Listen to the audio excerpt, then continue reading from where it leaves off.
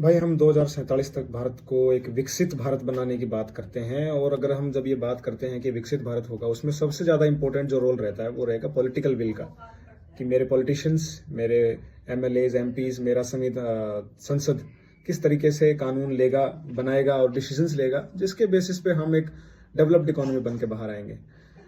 लेकिन यहाँ पे सबसे बड़ी विडंबना की बात यह है कि अभी विंटर सेशन चल रहा है मेरे पार्लियामेंट का, और मैं आपको बता दूं कि हमारा पार्लियामेंट बिजी कहाँ है।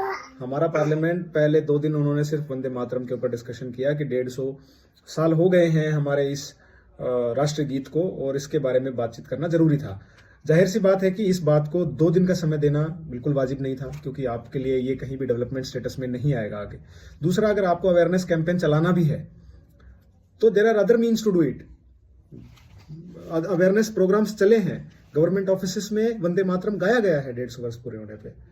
इन द सेम फैशन आप अवेयरनेस कैंपेन्स चलाइए। आप जब अवेयरनेस कैंपेन्स चलाएंगे तो उससे भी ये काम हो जाएगा। लेकिन आप जब पार्लियामेंट में मेरे सारे के सारे रिप्रेजेंटेटिव्स एक जगह बैठे हैं तो उनको कुछ प्रोडक्टिव बात करनी चाहिए।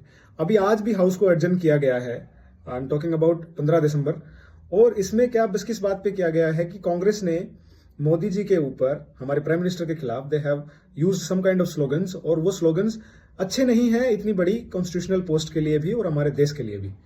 इस बात के ऊपर अगर हम, क्योंकि वो आपके राइवल्स हैं, they are the political rivals of yours, they can say whatever they want, लेकिन आपको देश की कितनी पड़ी है, आपको देश को कहां लेके जाना है, उसके बारे में आप बात करिए। आपको विकसित भारत बनाना है तो आप विकसित भारत के हिसाब से बिल इंट्रोड्यूस करिए, बिल के ऊपर डिस्कस करिए।